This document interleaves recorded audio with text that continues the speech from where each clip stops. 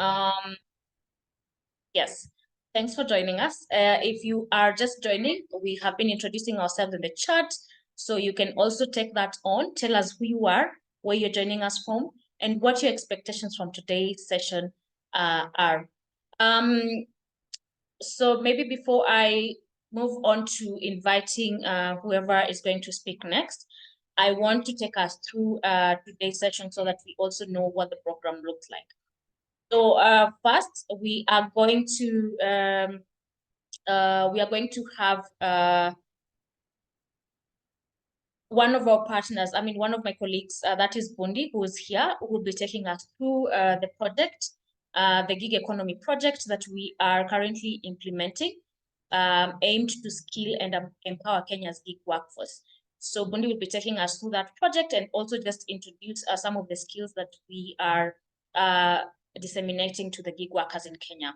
And thereafter, my colleague Anthony will come in to just give us a foundation of what is gig work, what is the gig economy, and what is the difference between the cloud-based and location-based gig work. And from there on, we'll have our speakers come in. That is Robert and Agnes, who will be taking us through the session. And then we'll have a Q&A where you will have a chance to ask any burning questions that you may have, and we'll close afterwards. So yeah, just once again, for the sake of those who are just joining us, my name is Doreen Kanaiza. I work with Digital Opportunity Trust Kenya as the communications officer. At Dot Kenya, we work with underserved youth, where we support them to become leaders and empower them to create digital solutions that have a positive impact in their communities.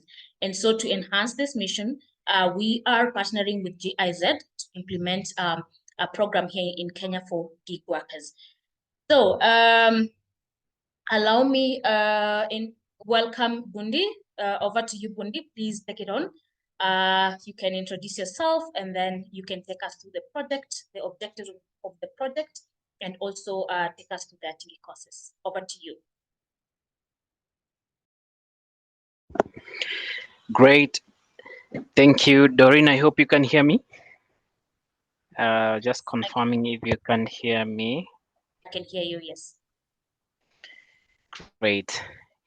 Thank you so much, Doreen, for organizing this, and to the entire DOT team for this wonderful webinar that we have participants who are eager to learn more about the gig economy.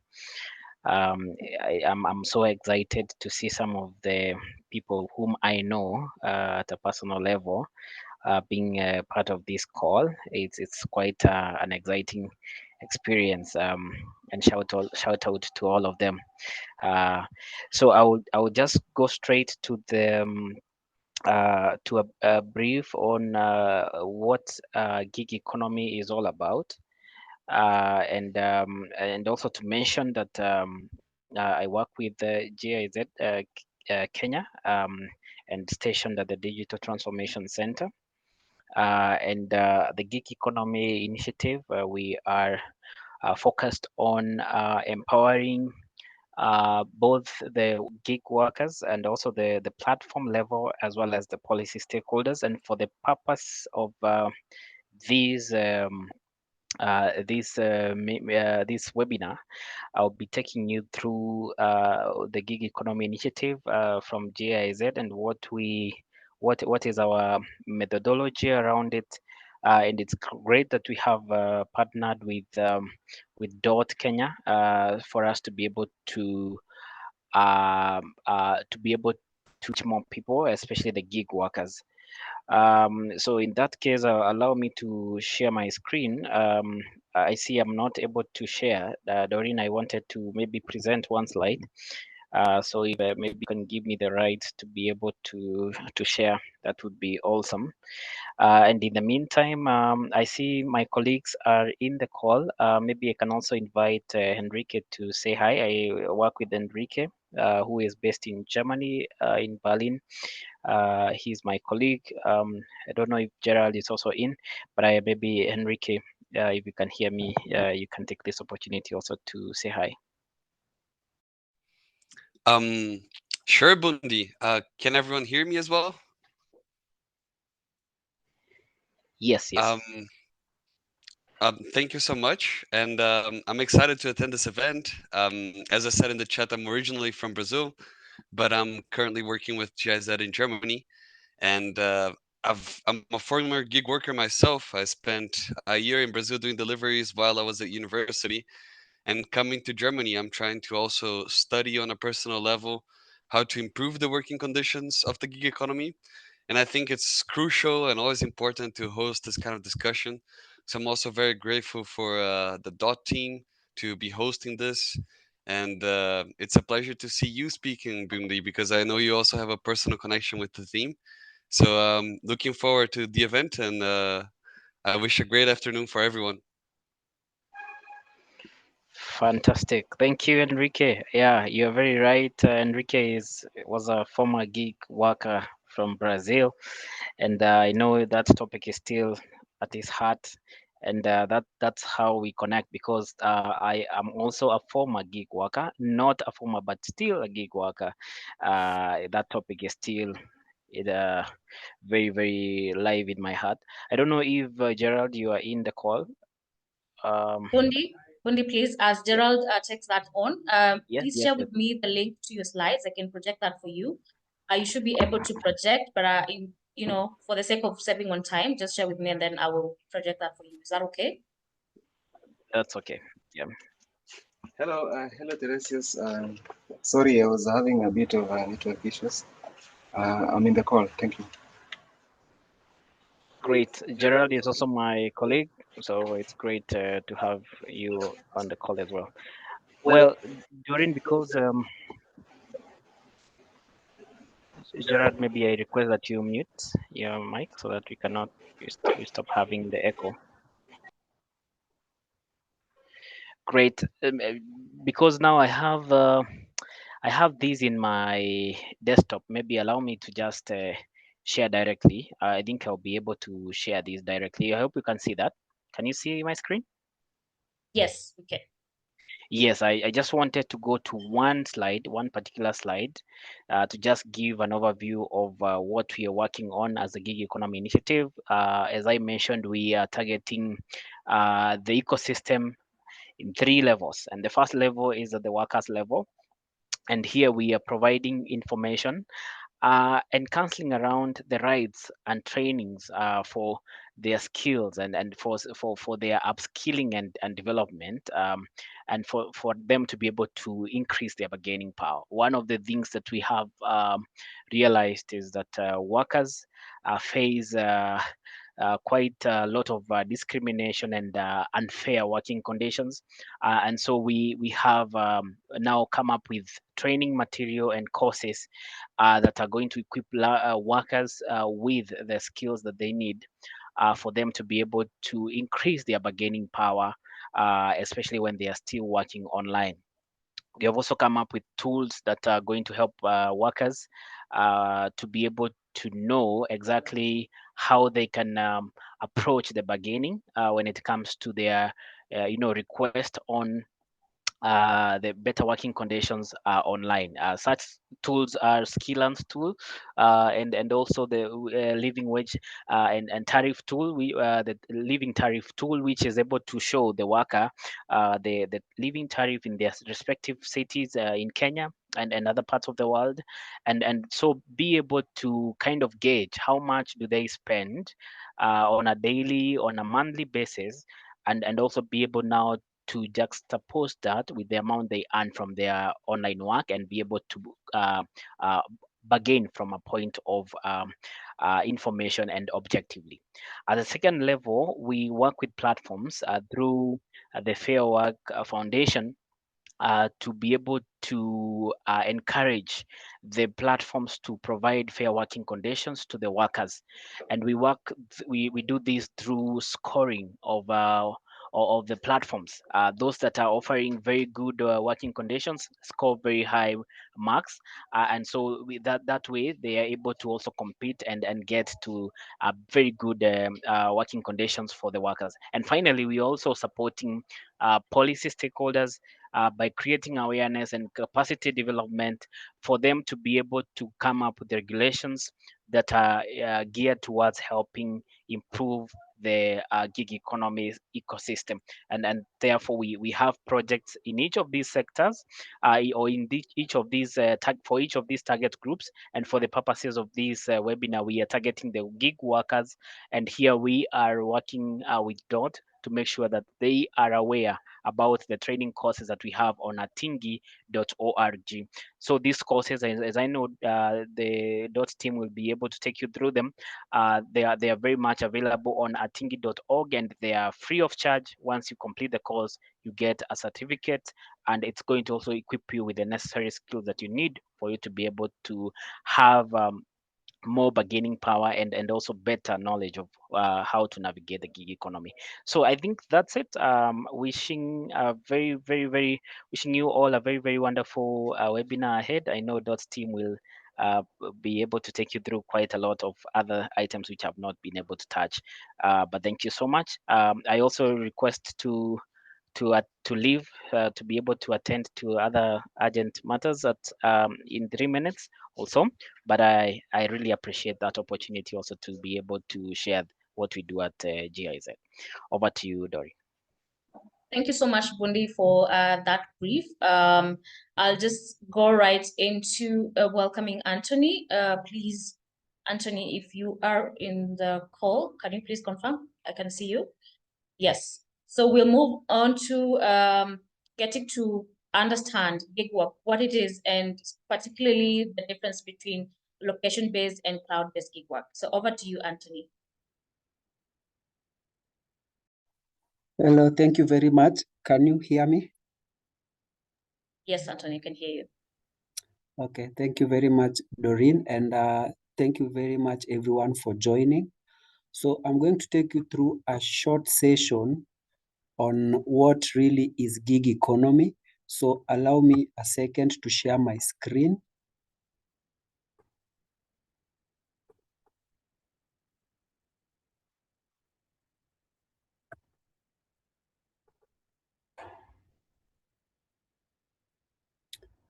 Can everyone see that presentation? Yes, we can. Okay, thank you. So I would like everyone of us in the meeting to understand what gig economy is.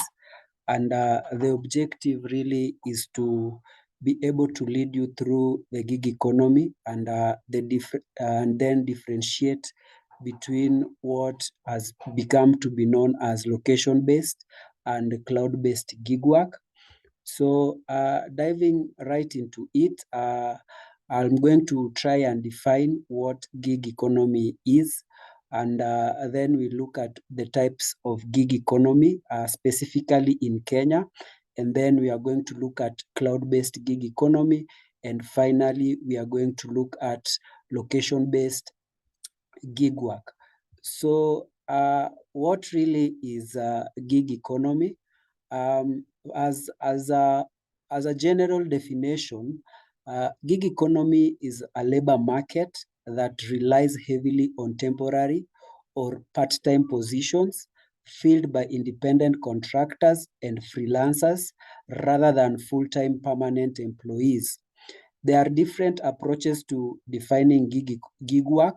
So different people define gig work differently, and this is determined by different circumstances. Number one, it could be based on work arrangement. So if you are somebody who works from 8 to 5 p.m. and you go to the office, you do not fall within the definition of gig work or the gig economy. But if you are somebody who can work on flexible hours, say you are contracted to work from 8 a.m. to 8 to say 11 a.m. in the morning, or you can on yourself determine what are the hours in which you feel you are comfortable or flexible to work. You are defined as somebody who is in the gig economy.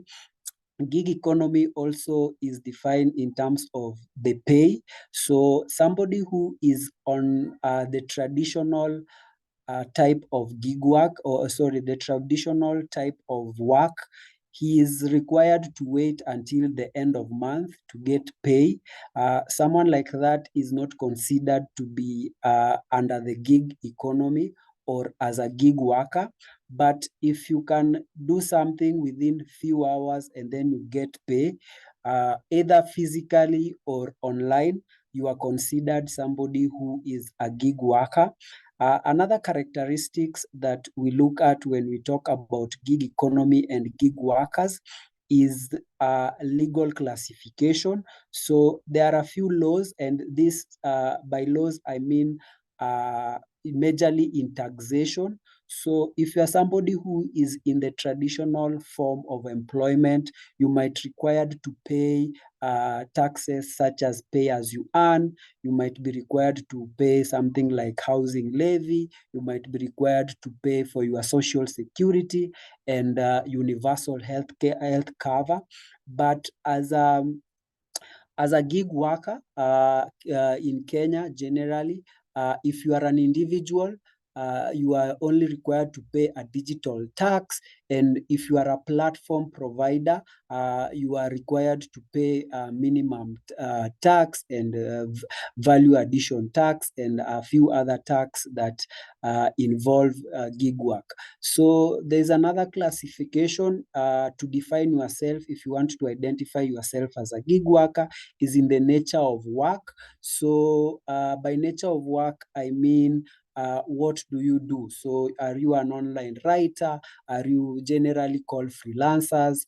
Or are you somebody who delivers or drops somebody from one point to the other? So those types of nature of work also define what the gig economy is.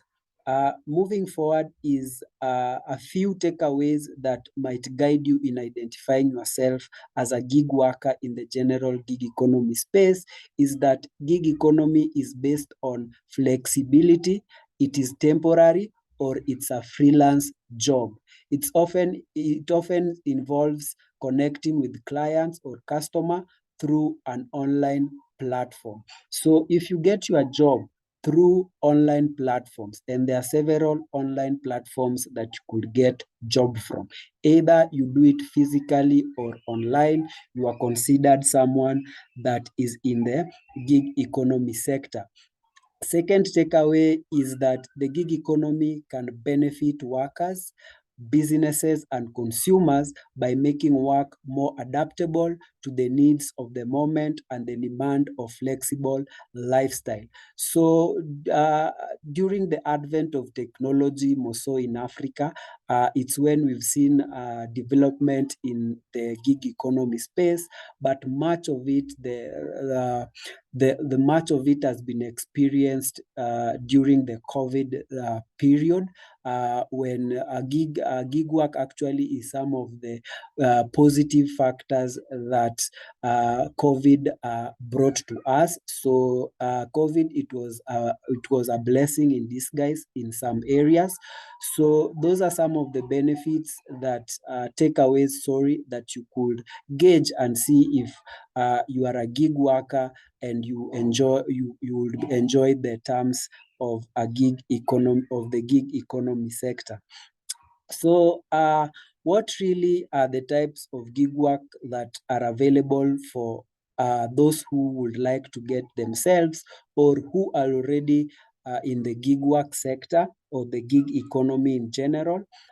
Number one is that the results of technological services, social and economic reasons have led to the development of digital labor platforms. A wide variety of work fall under this category of work. So we have cloud-based work, we have location-based work, and finally we have a hybrid. So you will have platforms or digital labor platforms that are a mixture of cloud-based work and location-based work. So these platforms are what create the different types of gig work as we know them. And just to look at the major gig work sectors, gig economy sectors that we have in the country. But before I do that, You might be wondering, where did the term gig work come from? So the term gig work is borrowed actually from the music world, and where performers book gigs that are single or short-term engagement at various venues. So given the short nature of those contracts of performance is where the word gig is borrowed from, and then it was adopted by the digital economy world. So what are really a cloud-based worker and what does it entail? So this type of gig work involves it's mediated through a digital labor platforms. And as we've seen, there are several different types of labor digital platforms. You could give an example of Upwork if you are a freelancer, Fiverr if you are a freelancer. There are a few more in that sector. There are several actually under that sector, but those could be major ones that we could easily relate to. We have Uber, we have Bolt, we have iWork, we have 𝐤𝐠, we have several platforms that give work. Now, the difference between all these platforms is the type of work that they offer. So some are basically for writers, some are for domestic workers, some are for, what we call skilled laborers. So you'll be a plumber, you'll be just general technicians. So these platforms, you are able to register with them. Once you register, you create a profile. Once you create a profile, you are able to bid for work, and then you are able to get customers and go and do the work from there. So being that you get that work from a platform, that platform is what we are referring to as the digital labor platform. So digital labor platform is just a company that mediates and facilitates labor exchange between different users, such as businesses, workers, and consumers. So if you use any of those digital labor platforms, and you can perform that work anywhere via the internet, you are a cloud-based worker. So if you do transcription, if you are a virtual assistant, if you are into search engine optimization, if you are into email optimization, so you are into web design, you are into data, there's a lot, a wide sector around cloud-based work that we've seen coming up in the country and worldwide or internationally. So those people who work within such an arrangement are what we refer to as cloud-based worker. So finally, are on location-based workers. So location-based work are types of gig work that are mediated again through a digital labor platform. So this labor platform is required to be done in a particular location. So if you are able to move or deliver food from one restaurant to another, or from one restaurant to an apartment, being that you are moving from one location to another, you are considered a location-based worker. If you are able to drive somebody from one part of town to another, you are considered a location-based worker. If you are able to get job through a platform, say to do laundry, or as we know them, mama fua, and then you are able to go to somebody's house and do laundry and go back home, that is what we consider location-based work. So those are the main types of work that is available in the digital economy, and those are majorly the areas that people are mostly involved in. You will find some people who could work hybrid. They could work online, or at some times they could go to a location and do that job. Those are the ones we refer to as hybrid gig workers. So that is just generally what the digital economy is all about and the different sectors that are within it as it is today. If there's any question, I'll be happy to take them. Thank you very much for listening and following my presentation. I'll give it back to Doreen. Thank you. Thank you so much, Anthony, for such a precise and spot-on overview. It's interesting to see how the emergence, or rather actually the advancement of technology and the effects of COVID-19 are shaping the future of work.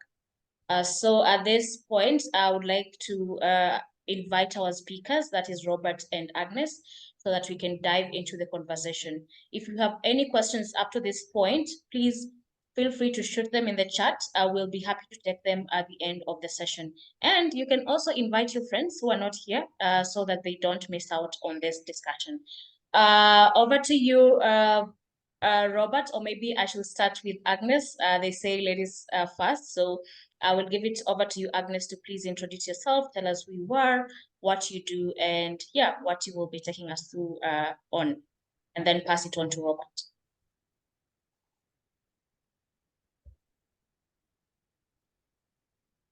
Agnes, can you hear me? Hi, Doreen. Hi, everyone. I'm Agnes Gasheri Mongera, an online cab driver, the likes of Uber, Bolt. We have very many companies. I'm also a driver representative at Transport Workers Union. That's a labor union that fights for the rights of the employees. I'm also the CEO of Sherry Safaris, which is a transport and logistic company, where we have vehicles that we lease out. And also when you need our services, we can take you to different places in this beautiful country.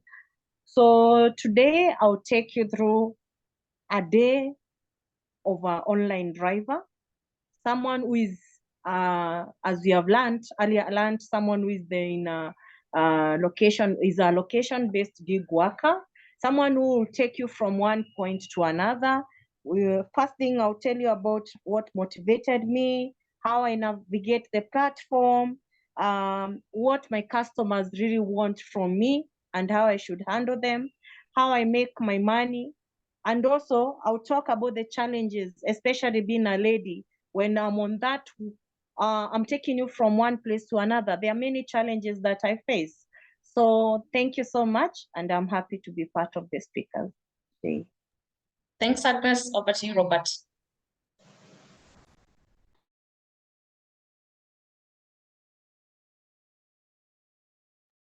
You're on mute, Robert. Apologies. Yes, I hope now you can get me loud and clear. Loud and clear. And yeah, thank you. So thank you so much, Doreen. It's a pleasure to be here. I'm really excited to be on this forum where, of course, we can discuss about the gig economy. In a nutshell, I carry many hats. I'm a digital freelancer, and my digital freelancing niche is in content development and digital marketing. And I specialize offering those services to B2B. B2B stands for business to businesses.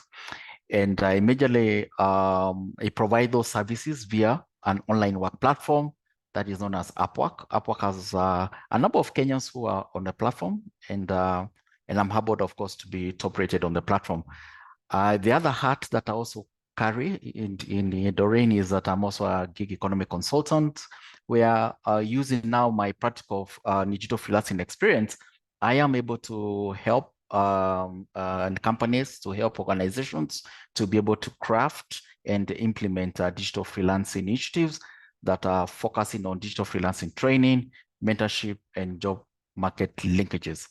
And of course, I am glad to be here, and I'm looking forward to a fruitful engagement with your team, and of course to the other members that are listening in. Thank you. Thanks, Robert. From your introduction, you sound like someone who has been in the cloud-based, particularly gig economy space for quite some time. Maybe you can take us back to where it all started and what really motivated your journey. And thank you so much. A good question. My journey for digital freelancing started way back in 2013. 2013. Yes, I'm kind of old school. And in 2013, what happened was that I was working in an organization. Then the job got finished. I found myself out of a job. And around 2013, 2014, I was able to set up a cyber cafe within the residents of the Donholm area. That neighborhood. And over the years from 2013, 2014, 2015, because of course now I did have access to the internet. I had access to the internet about 8 hours in a day for at least 6 days in a week. I was seeing, and some of my members coming to the cyber cafe, they were engaged in online work. So out of curiosity, I asked them, what is all this about? And then after that, a couple of them were able to direct me to a number of online work communities that were on Facebook. One of them, I think it's still there, is known as Awesome Transcribers in Kenya, where I think that was headed by Walter Kolo and way back. So that was the journey. But unfortunately, I didn't venture into digital freelancing at that particular stage. I waited until 2018. Because at that particular time, from 2013 to 2018, I was taking some part-time classes at one of the local universities, and then the classes were physical. Later, of course, I was able to pivot into the online learning. So one of the drivers that made me jump into gig work was a financial responsibility, because after some time, I noticed that the revenue from the cyber cafe would not be enough to sustain me. So one of the reasons was, of course, finances. I wanted to be able to generate extra income. Gig work, unfortunately, presents that. It allows someone to be able to generate extra revenue. And also another thing that was a good pointer and to success was flexibility of working as a gig worker.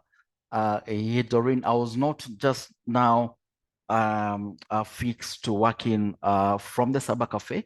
I could also do work from home. So that and flexibility of work, freedom to work anytime, freedom to work anywhere was a driver for me to be able to enter the space. So it's just two things: additional revenue stream and also flexibility of working, of what gig work provides me. Thanks, Robert. Let's hear from Agnes.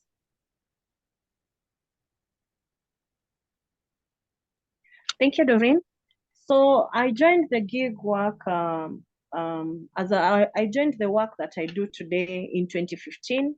We were only 4 ladies in the taxi. Then we were being called the cabbies in town. And the reason why I joined the taxi or the cab industry, it's because one thing, I wanted to manage my own time, because where I was employed, it was a bit tricky for me to work, especially during the weekends and at night, and that was also a very challenging moment for me. So I wanted something that I can manage my time, where I can manage my time, my work, as in if I have to work, I can work for a few hours and do something else, because I was also in school.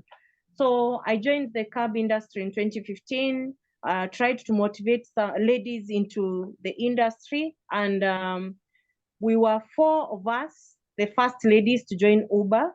And after some time, when ladies we could be called into different radio stations and TV stations, at least to talk about the work that we do and the challenges and how we handle our clients.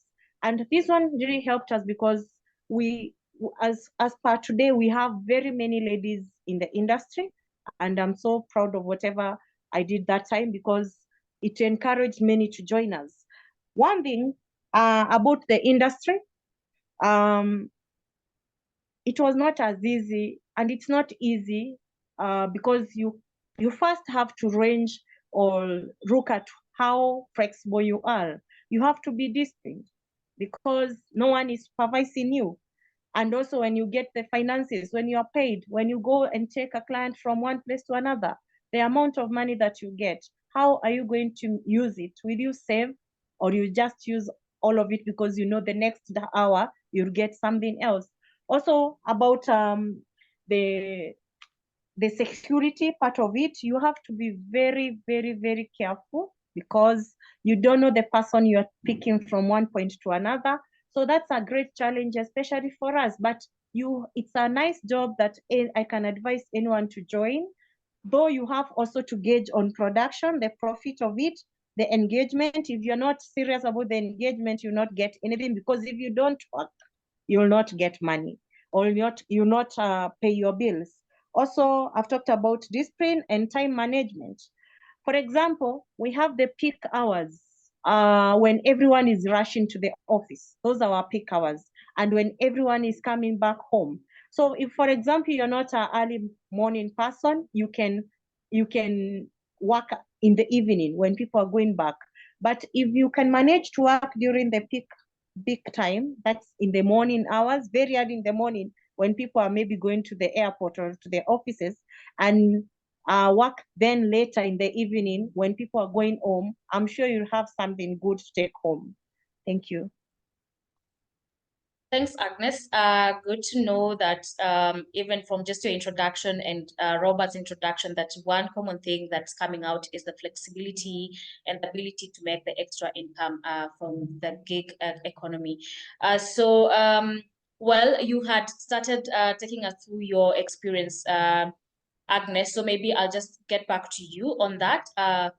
What has your experience been like in terms of how you're navigating the platform, how you are acquiring your clients, and are you able to retain them?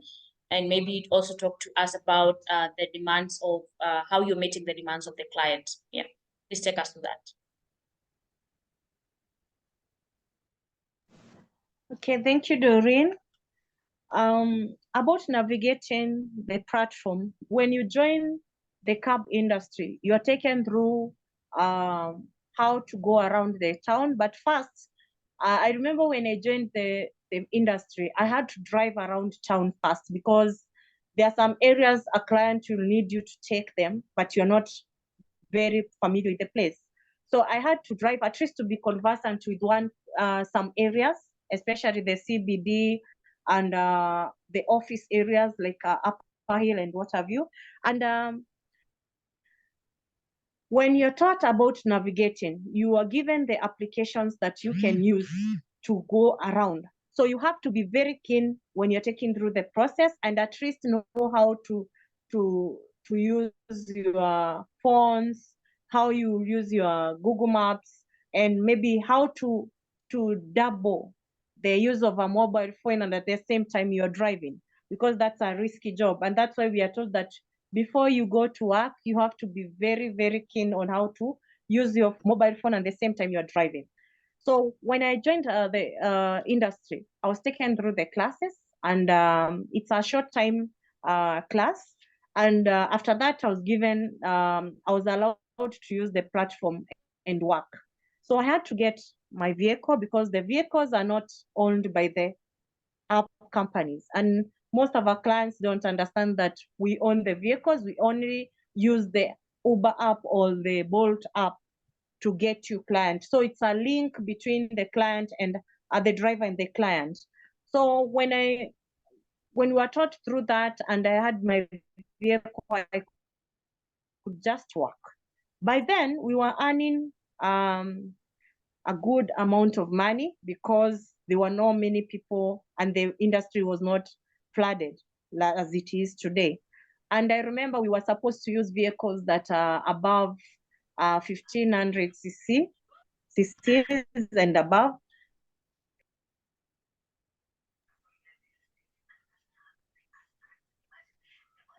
We are losing you, Agnes.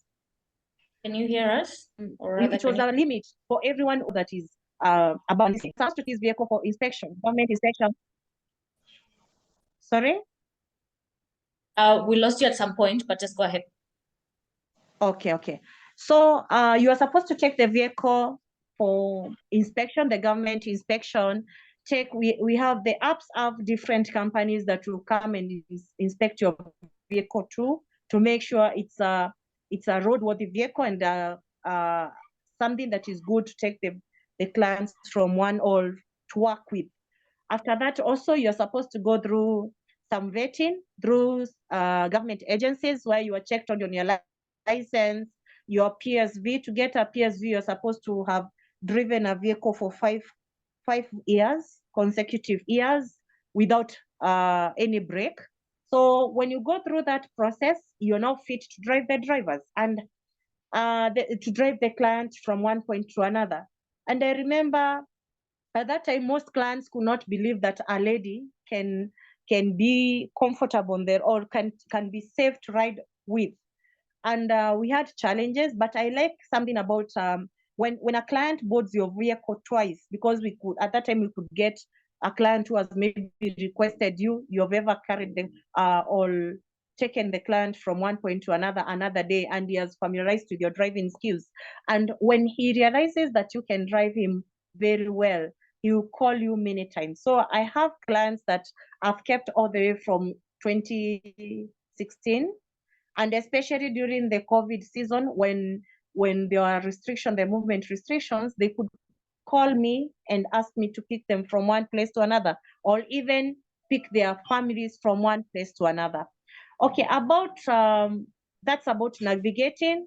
You start from somewhere and get used to it. About the challenges, we face very many challenges, especially picking strangers every day. We meet like on a normal day, you can meet over 10 strangers. And this person, you're not sure his real intention of why he has requested a cab to pick him from one place to another. So we risk allowing him in your vehicle, trusting that the app company has done some vetting and what have you. The areas that our clients would like us to take them, there are some areas that are not safe for us, especially even during this time when there are floods everywhere. A client will not understand why a vehicle cannot, the vehicle that he has requested cannot take him home. So when you're trying to talk to your client and explaining that most areas are flooded, this person wants you to take him or her at home. He doesn't care if you arrive safely or after dropping him, you'll get to your place safely. So that's one of the challenges. Also, if maybe you don't have a nice or a mobile phone that can accommodate all the processes, especially the movement and what have you, can read or guide you on the Google map and everything. That's a challenge because at one time you might not get those requests. You'll be waiting for a request, but you'll not get it. Also for vehicles, you have to manage and at least make sure you have taken them for services to be roadworthy and at least to avoid incidences of braking when you have a client on board. Now, for my clients, when a client gets to my vehicle, he or she expects me to drive him safe to his destination. And one thing we try to make them understand is that maybe if most of the applications, they have upfront pricing. So when you're trying to discuss with your client and telling him that maybe the charges that were charged during that time, they are not okay, especially when there's traffic, and maybe when the route that was captured on the trip is shorter than the route that the clients want you to use. There must be miscommunications because the clients expect you to use the route that is given on the app, but some will understand us and some will even tip us. So most of the clients, when you drive them well, they arrive to their destination safely, they appreciate you and they will call you even another and another day to pick them from different locations. Thank you. Thank you, Agnes, for your amazing insights. I think one of the challenges that stood out for me is road safety. And I'm glad to share that road safety is one of the courses we are actually offering on for location gig workers. So if you're a location-based gig worker wondering how to navigate such challenges, please do take on our courses and get to learn how you can tackle that. Over to you, Robert. Please take us through your experience as a cloud-based gig worker. And thank you so much, Doreen. So my experience. Okay, let me segment it into two. So, my experience in terms of navigating the platform, and initially it was challenging. Yeah, we are talking about 2018. It was challenging. It was challenging because there were a few guys, there were a few mentors within the space that understood the in and out of how to work on the platform Upwork. But what I did was that I searched for them within the groups. So there were a number of people that I reached out that had, of course, some years of experience on the online work platform. There are also a few of YouTube tutorials that were coming up on how, of course, people could navigate on the platform. There are also a couple of blog posts that are also coming up that were geared towards assisting people to learn more about online work academy. About online work and about focusing on Upwork. And by then, another challenge, of course, on the platform, of course, I've seen with me was a buying of connects. Now, initially, for you to bid on a job, it was free, but later, in the last couple of years, for you to bid for a job on the online work platform like Upwork, you need to buy connects. And fine, as a newbie, of course, most cases is expensive. And even as an experienced person, I mean, that is money that maybe you had set aside for something. Now you'll be forced to set it aside to basically to help you, to facilitate you bid for jobs on the platform. There's also been an increase of scammers on the platform. That was something that wasn't there back in the days, but in the last couple of years, there have been a number. There has been an increase of scammers. But again, it's a good thing, like on their Atigi learning platform. There are courses of how you can navigate on digital platforms, and I think it is that course also addresses that specific question of scammers on the platform. So that is my experience in terms of navigating on the platform. Also on client, when it comes to client acquisition and also retention, because that is something I think I can speak about. Is that okay, Doreen? I can speak on it. Yes, Robert, please go ahead. Yes. And thank you. So that was, of course, the challenges on navigating the platform. Yeah, my second segment, of course, I can talk about client acquisition. How do you get clients? How do you even retain them? So when it comes to client acquisition, a proposal writing and a drawing, that is not an easy thing. A lot of people don't know how to write proposals. The way they write proposals, because you see most guys who come into digital freelancing are from post-secondary education, and of course a few of them have gone through college, so they write it as a cover letter. So they'll start, I'm 24 years old, I have a BA from a course somewhere in Maseno. Now when it comes to gig work, now that is good, you have a BA from Maseno doing blah blah blah blah, but it comes to gig work, the client is not interested in that. And for actually you'll be freelancers. So you need to write a proposal, and the proposal it is basically writing, and also within the proposal you need to demonstrate what is it that you can do for the client. So it's not about you, but it is terms of also demonstrating how you can help the client with their problem. Okay, so with that is something that, yes, I've been able. Initially, it was challenging because I had to learn how to write any proposals. Also, another thing was also the building in the portfolio. This is still in client acquisition. You are trying to get clients on the platform, so you need to learn how to build your portfolio. A portfolio that has got samples of work samples. Again, as much as your grades in academic are good, and of course I do recommend guys go to school and get those grades, when it comes to gig work, a client will hire you based on your skills and competencies. So how to demonstrate skills? By having a portfolio of work samples. That is what gets you that job.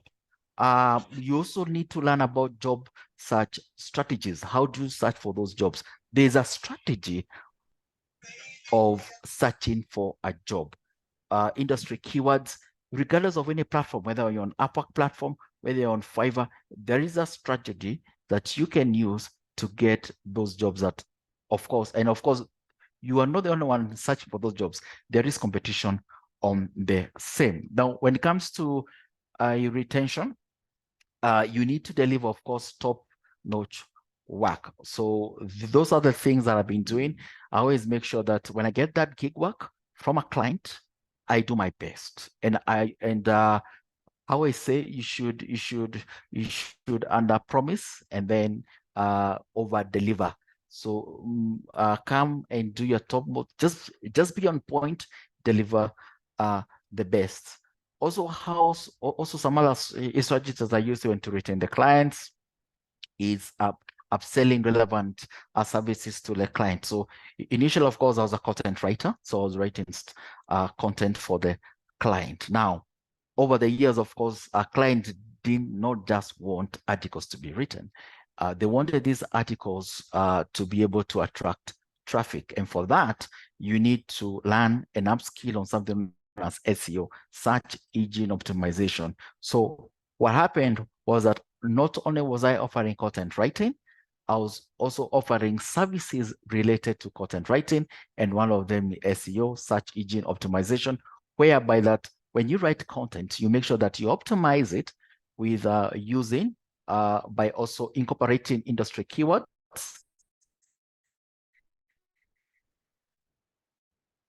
and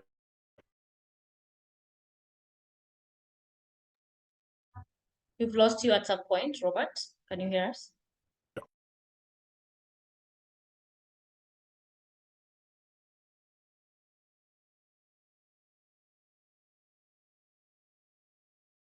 Robert, maybe you can try switching off your camera, save on the bandwidth.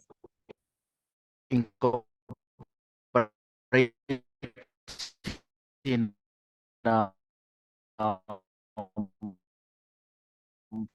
keywords that are relevant to the client's product. Identify those are industry keywords and the product.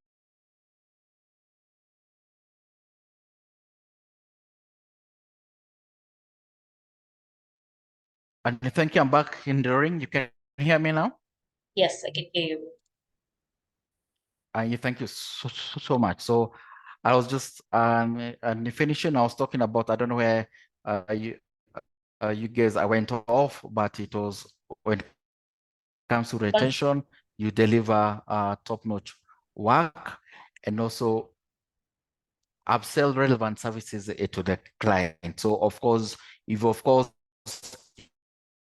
in my niche specifically, I was doing content writing, and so I was able to upskill myself to learn things like SEO, search engine optimization, so that I can offer that skill set to my clients that want content writing. Over to you, Doreen. Thank you so much, Robert. Guys, I apologize for the background noise. Yes. Well, thank you. I can hear you, Robert. Can you hear me, Regina? Yes, I can hear you, Doreen. Loud and clear. Thank you for confirming that. Yeah, thanks, Robert.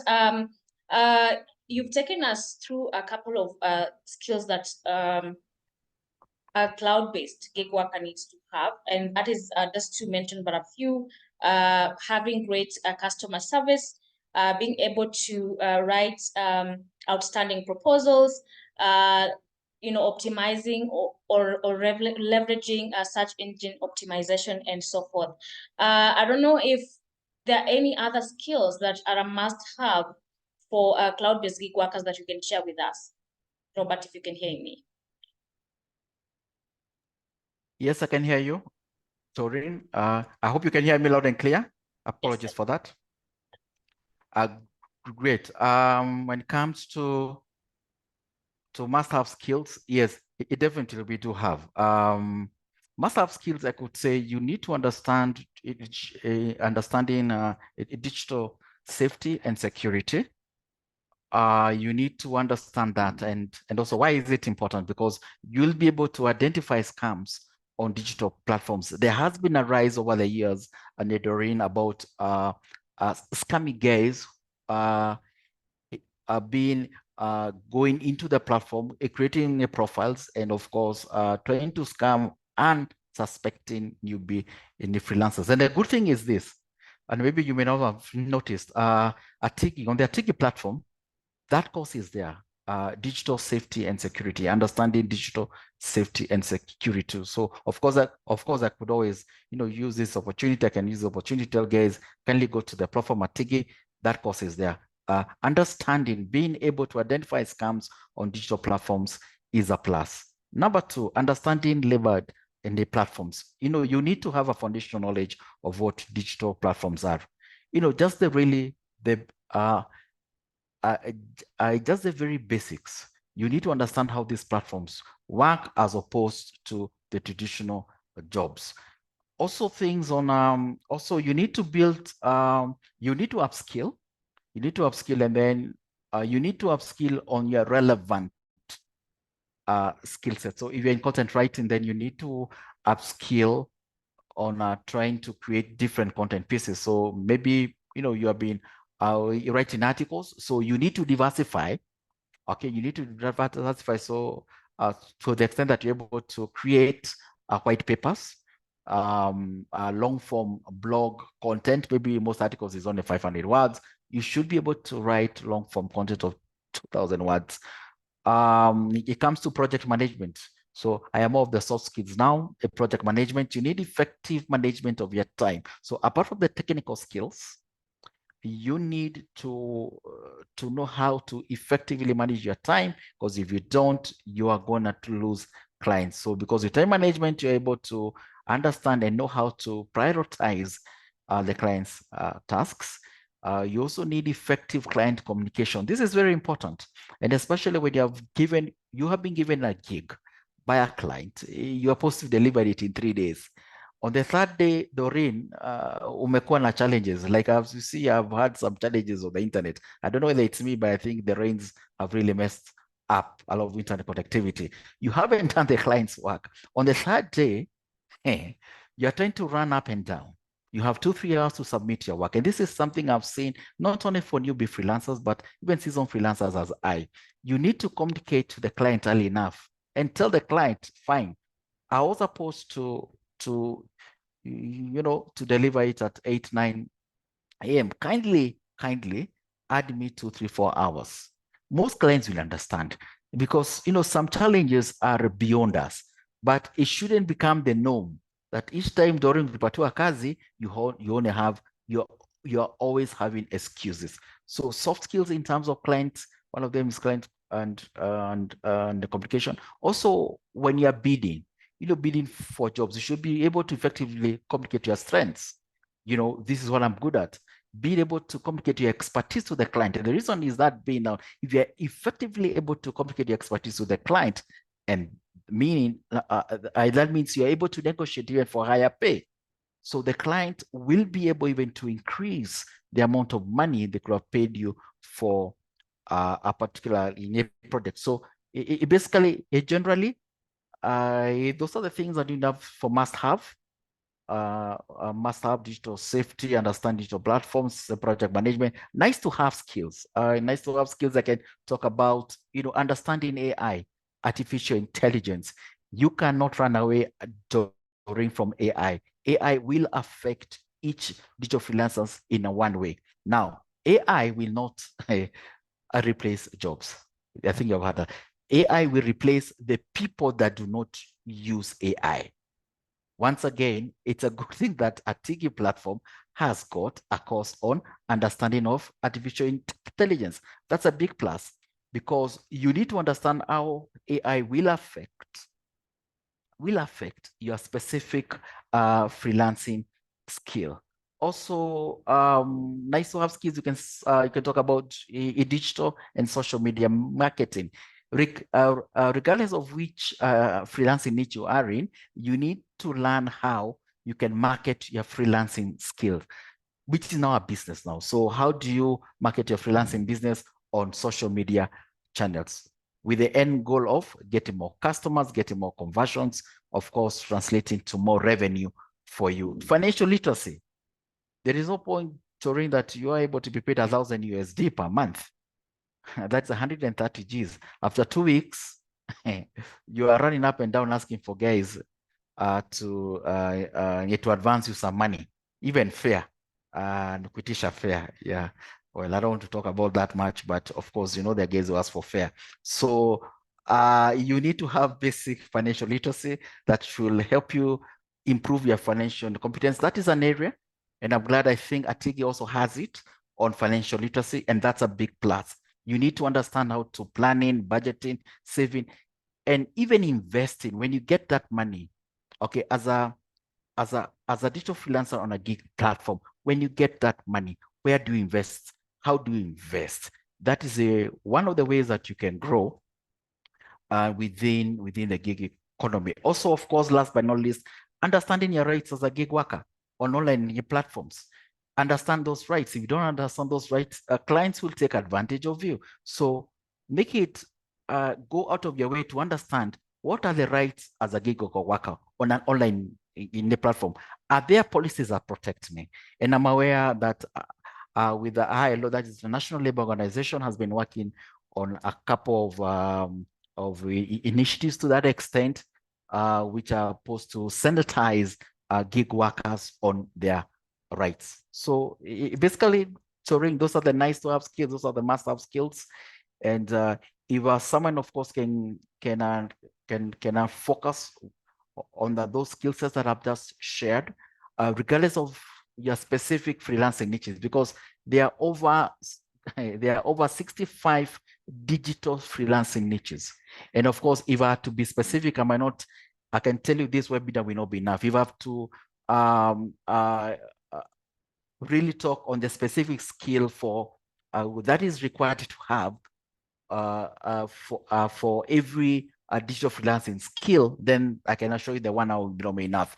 But with the skill sets that I've just mentioned, regardless of the freelancing skill that anybody who is listening in that wants to venture on, those are the skills that I could advise them to really focus them on. Over to you, Doreen. Thank you so much, Robert, for profoundly articulating some of the must-have skills for gig workers. And maybe just to articulate and emphasize what you have taken us through, your points on financial literacy, understanding how to manage your finances as a gig worker, understanding your rights as a gig worker, very important, and the issue on communication, knowing how to navigate the labor platform, so having the relevant digital skills, and constantly just upskilling so that you are sharpening your skills in your niche are very important. Thank you so much for that. And just to also amplify what you've said, yes, the good thing is we have the skills on the 𝐷𝐷𝐷𝐷𝐷 platform. I'll be sharing the links to that. You can go in there, enroll for these courses, and be able to learn how you can navigate the gig economy. As I move over to you, Agnes, I know you had talked about time management, financial literacy, as some of the must-have skills for cloud-based gig workers. Maybe you can also take us through some of the other skills. That is, if you have more to talk about, you can take us through that as well.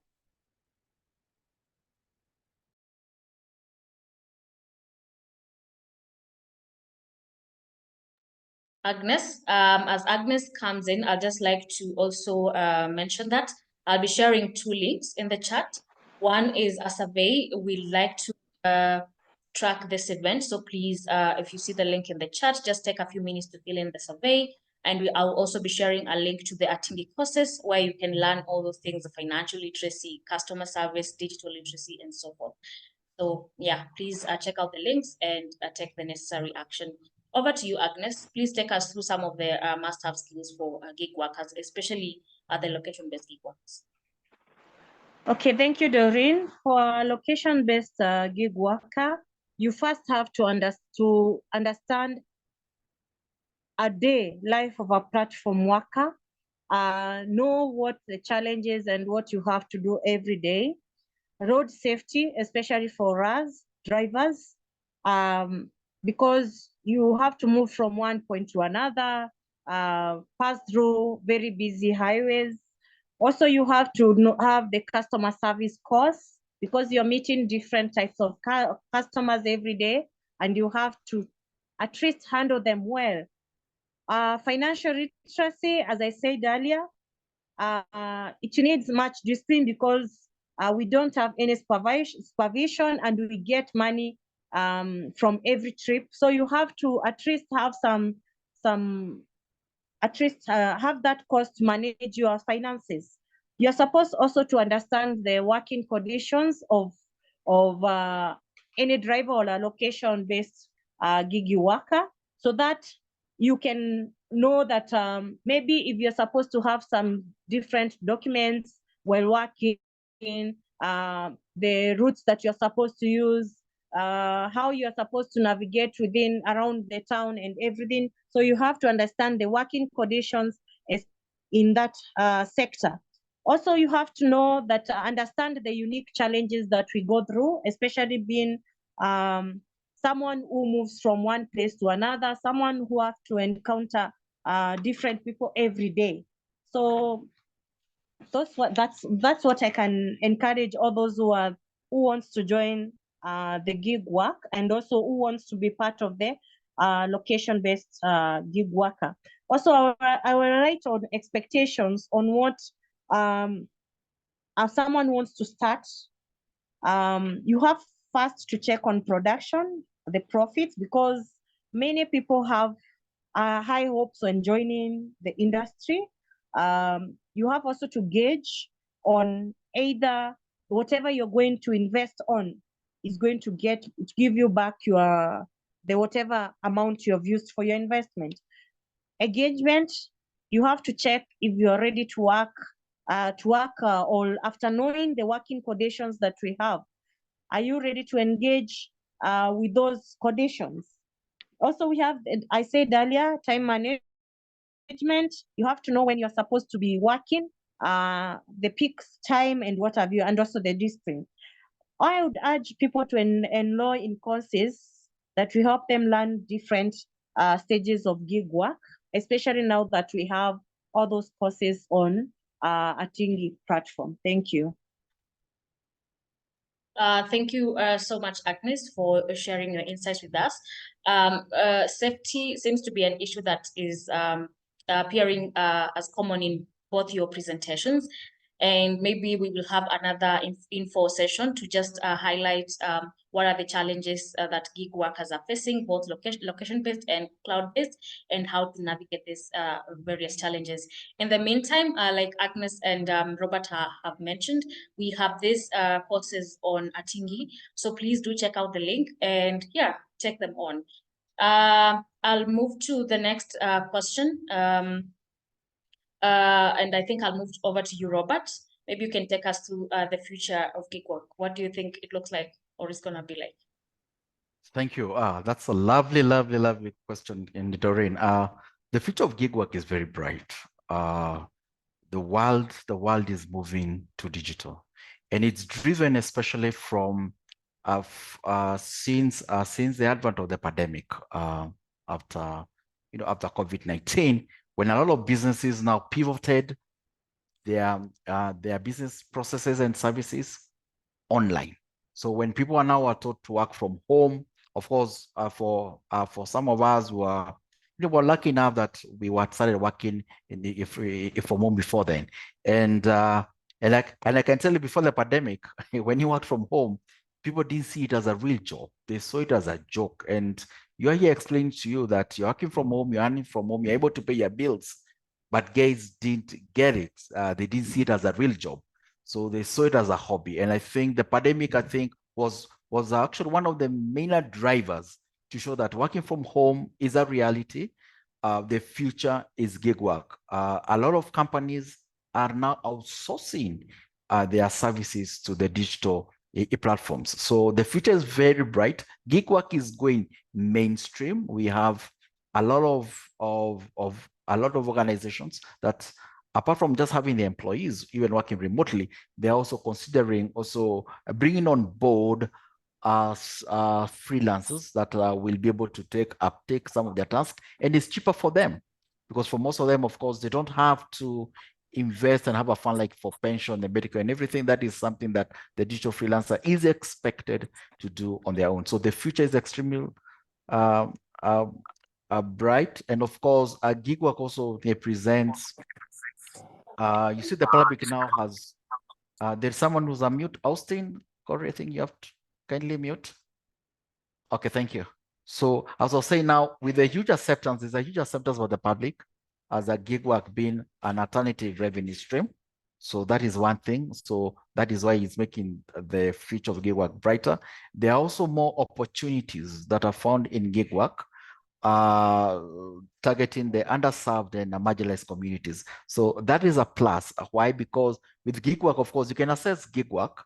You can access those gig work opportunities from anywhere. So even if you're underserved and of course come from a marginalized community where you may not have the kind of infrastructure that is found in urban centers, but of course you're able to access the internet, then you're able to get it. So the future is bright in the Doreen, and I could encourage everybody to at least learn a digital skill. And of course we have platforms like Atigi that have courses that are geared towards gig workers. And that's a big plus, because initially we have, there are of course online learning platforms, and there are many of them, but they basically major on specific skill sets that focus on the technical skills. But platforms like Atiga, of course, are also talking about financial literacy, which is not really a technical skill, it's a soft skill.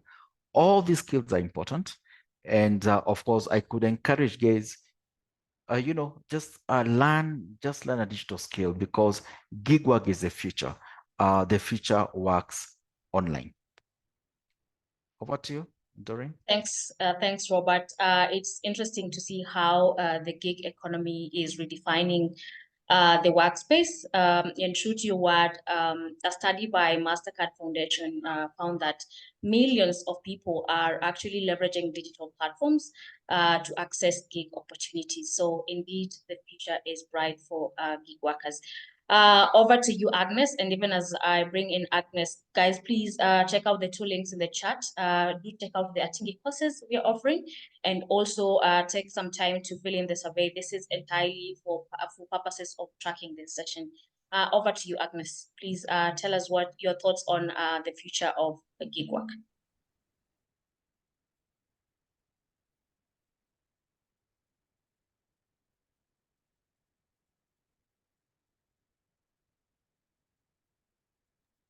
Agnes, are you with us?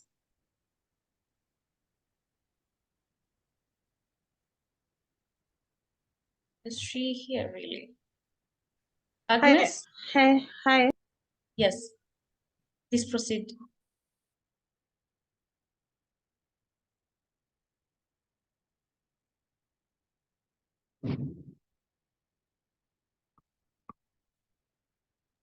Agnes, can you hear us? Are you on mute?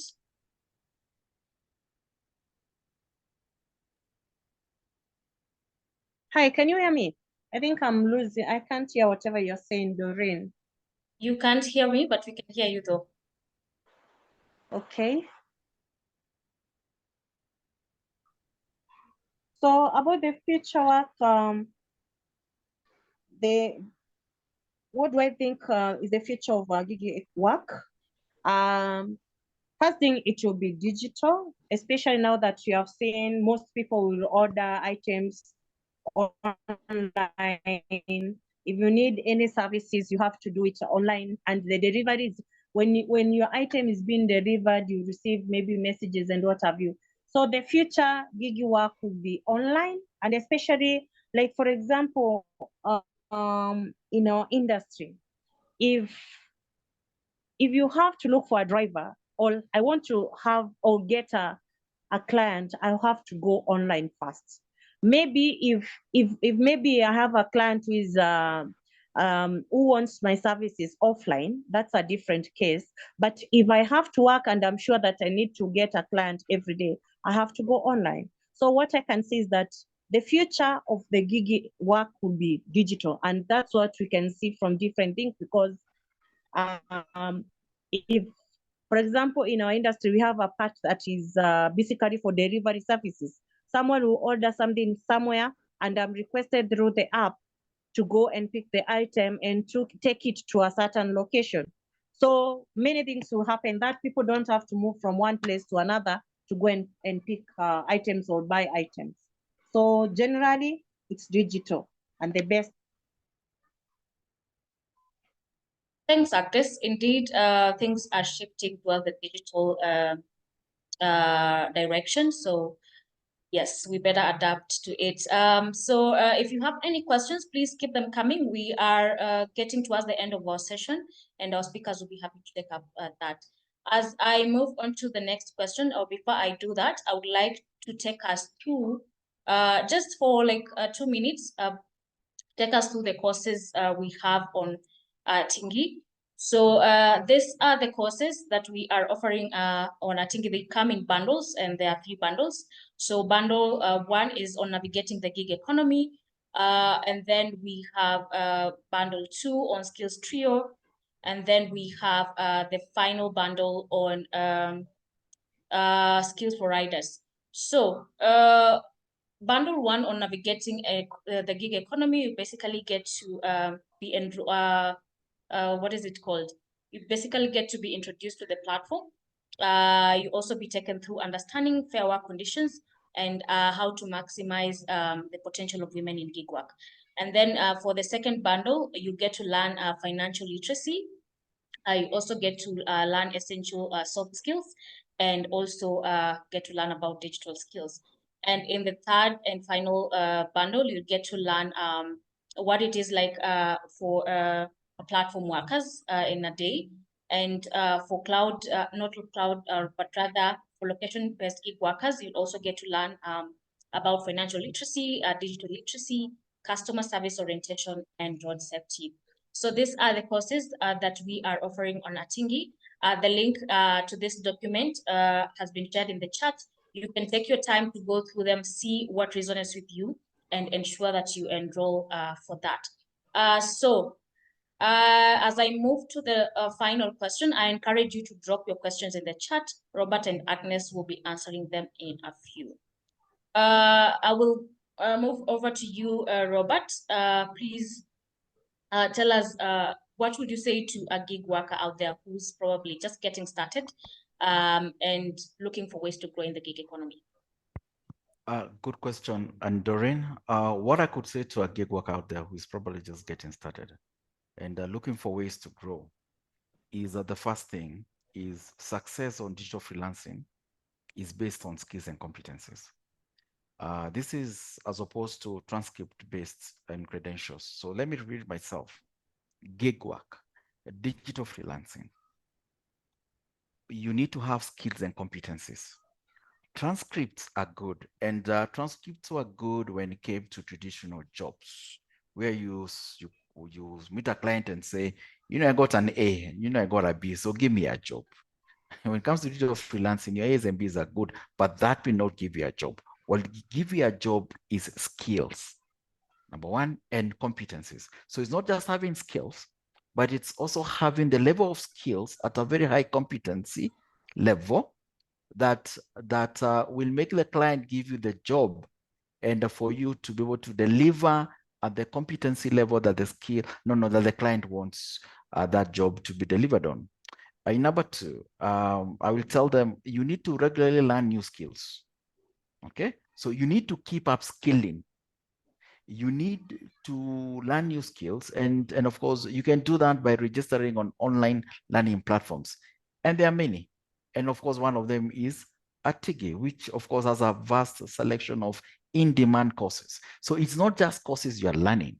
You need to be able to identify in-demand courses that are relevant to your freelancing niche. So if you are a writer, you need to identify the in-demand courses that are relevant to content writers. One of them is SEO. Okay. And there are many others. And then after that, you look for the relevant learning platforms. And for now, of course, there is a TIG that you can do that. You also need, of course, as I said earlier, digital marketing. You need to know how to market yourself. Remember, freelancing is not a hobby. It's a business. So you need to learn how to market your business on social media platforms. So that, of course, will entail you learning, number one, digital marketing skills that involves, of course, social media and management. How do you create posts that are able to convert? How do you create social media posts that are able to direct clients to your Facebook page or to your Facebook profile or even to your LinkedIn profile, where you have indicated the services that you offer? The future works online. That's what the future is. And of course, all indications are that the creative economy of which online work platforms are part of, is the future. Now, a lot of guys ask me, are there jobs? Are there jobs on online work platforms? Doreen, if it's okay with you, can I share just my Upwork dashboard? Just we look for jobs. I have my profile, if that's okay with you. I will make sure. I wait very briefly. Let me just go to share screen. It should be coming in the next 1 minute. You tell me whether it's appearing there. Yes, it is appearing there, Doreen, eh? Yes, so thank you. So one of the questions that I know that you'll get asked, by even the listeners that are there, that are there jobs on the platform. So this is my Upwork and your profile, but I have gone directly to the dashboard. So I'll be very brief, just a minute or two. So of course, one of the things is people ask, are there jobs? The jobs are there. And of course, I can search for just a job like in content writing. So just for example, and let's see what appears. So there are jobs that are coming up. There's, as you can see here, research and short stories. This is a budget of $30 USD. Is to write short stories. Email marketing. Okay, this is a job. A client is willing to pay you $3 to $10 per hour. Okay, so at a rate of 130, we are talking about 400 bob to around 1,300 shillings per hour. And of course, this client is very generous. They are willing to give you 30 hours per week. So jobs are there. So these are the kind of jobs that you will find. Anything, our rate $7 to $15.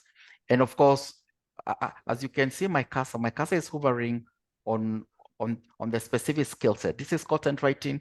This is creative writing.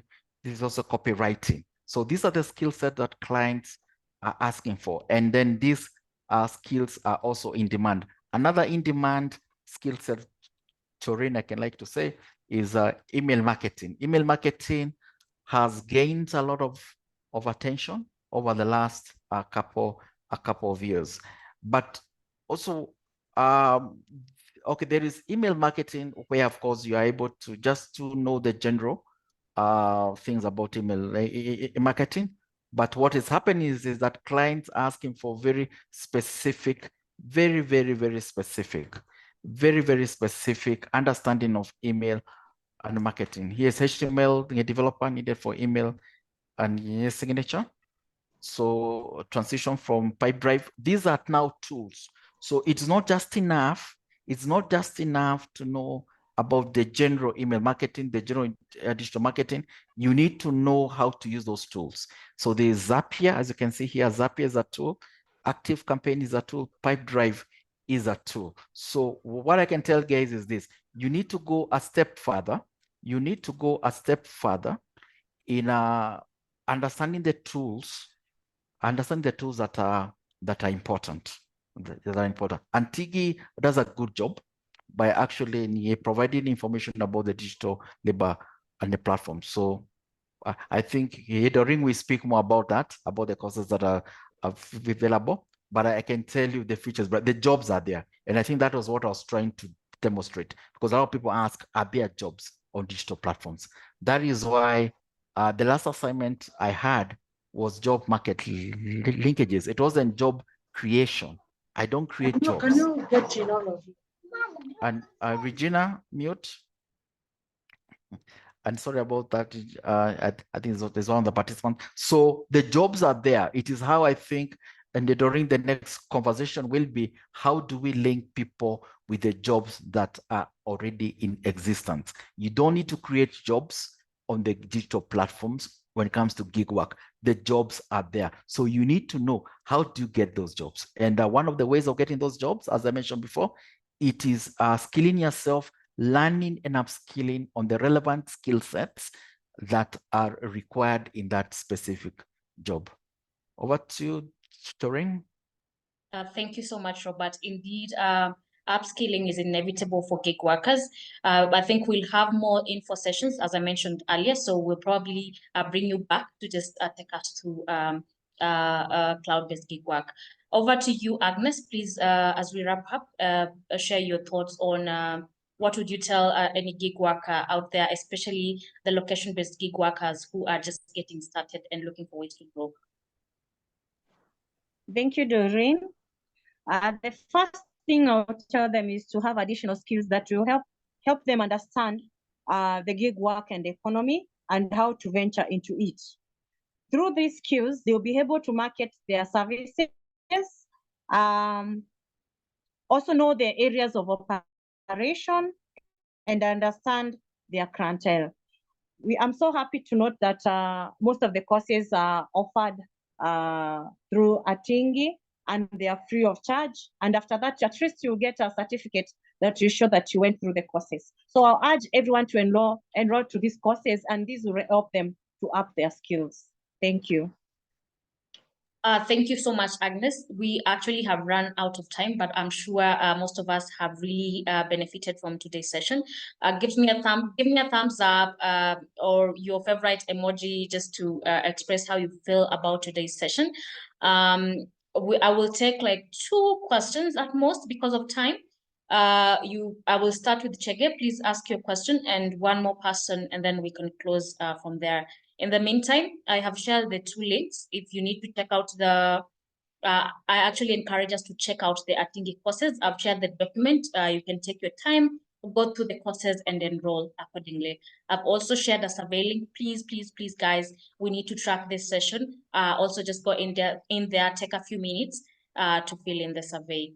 𝐥𝐵, please unmute and ask your question. Thank you very much, and thank you to the presenters. It was a very enlightening session. My name is Anthony 𝐥𝐵. I am also a freelancer. I've done it since 2017. I work on a platform called 𝐷ata-EQ, which is a South African consultancy firm focusing on data analysis, and also Cloud Factory. Some of you have heard of it. I'm also a former app worker, but I still freelance on Fiverr. My questions to Robert are: 1, having been in the industry from 2013, what would you say is the reputation for Kenyan online workers, especially in the platforms? Has it been improving? Has it been going down? Or regarded as best? Or are we regarded as average? Or are we good at some skills and not good in others? And my last question is, we tend to rely so much on platforms that are outside this country. Upwork is a US platform, and all the major ones that are known are not from Kenya. Is this sustainable?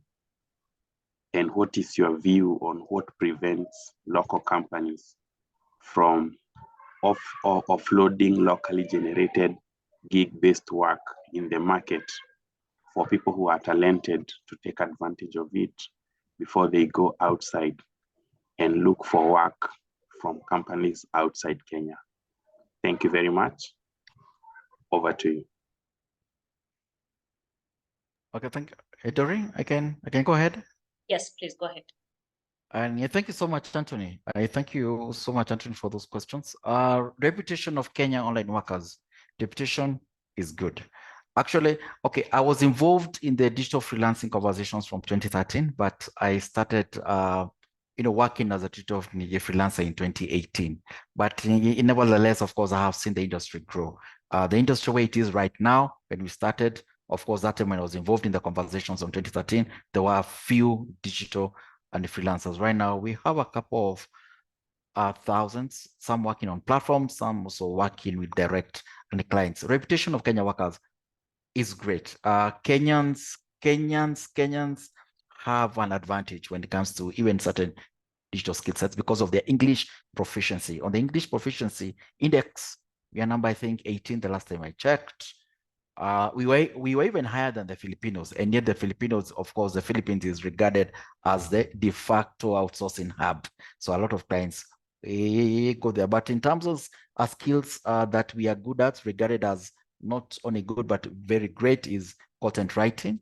And content writing and programming has been receiving a lot of traction. I think for a long time, companies were going to India and Pakistan for those and skill sets. So reputation is great on certain platforms.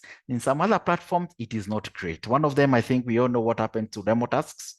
Of course, we had our leader, popularizing it about Finya Computer, pata ni dolari, and people were going on the platforms sharing how much they're earning. You know what happened? The platform, Kenyans were kicked out. They were kicked out of the demo task, and which was sad. Some people talked about it was issue of taxes. Some people say it's not really taxes. It's about ethics. A lot of Kenyans were they were using soft tools like VPNs to open foreign profiles, actually fake foreign profiles using real data. So that is, you're talking about data theft. And it is something that is shunned upon, and it's something that has got some criminology aspect to it. So a lot of Kenyans, actually not a lot, Kenyans have been banned on those particular platform. It's sad because it actually damages, a few people can damage, well, the reputation of a whole country. So in some platforms, you are great. In some platforms, of course, we are kicked out. We also kicked out some years back from a platform known as iWriter, and a lot of Kenyans missed a lot of jobs on it. You talked about the local scene. How come most of the online job platforms, of course, they are foreign based? What's happening? How come? Why is it difficult, or why is it investors are reluctant to basically develop online work platforms with a local, with a focus on the local market? And this is the thing. There's one that is there. There's 𝐆𝐢𝐠.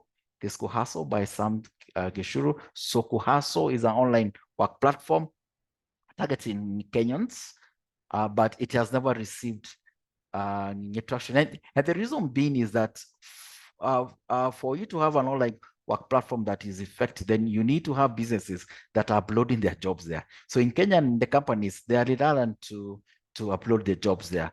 I think it is more of education. They have not been educated enough. They don't know about, well, the pros about it. So I think that could be the reason. They really don't know how to go about it. So they're reluctant to upload jobs there. But of course, there are certain things that can be done by the government, the policies, like if a company uploads some of their job activities on the online platforms on the local stage, targeting local Kenyans, then they can use that to actually ask for tax exemptions. That's what also happens in other countries. If I am going to source some jobs on a local platform as a business, I expect the government to give me some incentives, and then some of those incentives will be a tax and rebates on the same. So the scene is growing, but so far, Anthony, it will be hard. It will be quite hard until at least we do have incentives for the local companies to be able to upload their jobs on the existing online work platforms. Over to you, Doreen. Yes, thank you so much, Robert. I hope, Chege, your question was well tackled. Someone else asked how they can access the 𝐤𝐤𝐠 courses. We have shared a link to a document where you can access these specific courses that we're talking about. please go in there. There are two links in the chat, one to the 𝐷𝐷𝐷𝐷 courses and then another one to a survey. Please fill in the survey so that we are able to track this session. I don't think we'll be able to take any more questions. Robert, please, you can drop your LinkedIn profile in the chat. Same to Agnes. If anyone wants to connect with you, they can always connect with you and ask more questions or personally on LinkedIn. We will also have more info sessions, so do not worry if any question that you've not been able to answer, we've not been able to answer your questions here, we'll definitely be able to answer them in the upcoming sessions. So please stay tuned for more upcoming sessions. Follow us on social media at @Kenya and connect with us for more updates. If there are no any other questions, I'd like to stop here and say thank you so much to you for joining us today, and a special thanks to our speakers for making time to join today's session and sharing their insights with us. So I would like to end it here. If you've not filled in the survey, please fill the survey. If you've not checked out the 𝐷𝐷𝐷𝐷 courses, check out them or the document shared in the chat. Yes, Regina, you have something to say? Yeah, there's a question on the chat box. George says, George, what happens to some platforms, like we had 3 platforms closed once, and yet I had my money on it? Yeah, you can, George, you can connect with Robert on LinkedIn. I'm sure he'd be able to answer that question. And as mentioned as well, we have future info sessions. Actually, next month and the subsequent month, we'll be having more sessions. Unfortunately, we have to end here because we are beyond time. We were supposed to end at 4:30. So yes, we've come to the end of our session. And thank you so much for joining us. I will leave it for a few more minutes for you to fill in the survey and check out the 𝐷𝐷𝐷𝐷 courses. Thank you so much. Thank you, Doreen.